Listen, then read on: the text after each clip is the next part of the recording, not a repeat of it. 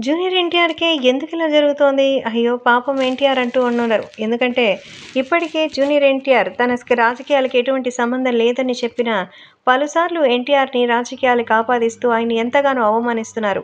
అటు తెలుగుదేశం పార్టీ కానీ, BJP party కానీ, జనసేన పార్టీ కానీ ఎన్టీఆర్ ప్రస్తావన లేకుండా అయితే ఉండడం లేదు. కానీ స్వయంగా జూనియర్ ఎన్టీఆర్ బాబాయ్, మావయ్య ఈళ్ళందరూ కూడా ఎన్టీఆర్‌కి అసలు రాజకీయాలకి ఏ విధమైన సంబంధం లేదని, అసలు ఆయన మా కుటుంబ సభ్యుడే కాదన్నట్టుగా తెలుగుదేశం వాళ్ళు నార్నే కుటుంబం చంద్రబాబు, బాలకృష్ణ బిహేవియర్ ఉంటుంది.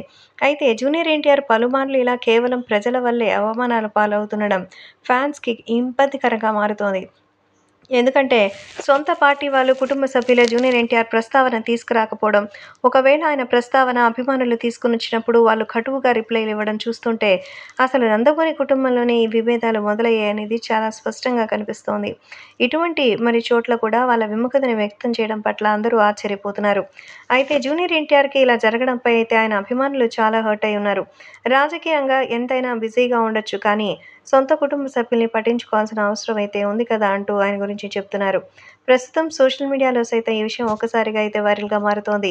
మరి ఎన్టీఆర్ ఈ పరిస్థితి నుంచి మెరుగవ్వాలి అంటే అది స్వయంగా తను వాళ్ళకి దూరంగా రావాలి, లేదా వీళ్ళే అర్థం చేసుకొని ఆయన దగ్గరకు వెళ్ళాలి.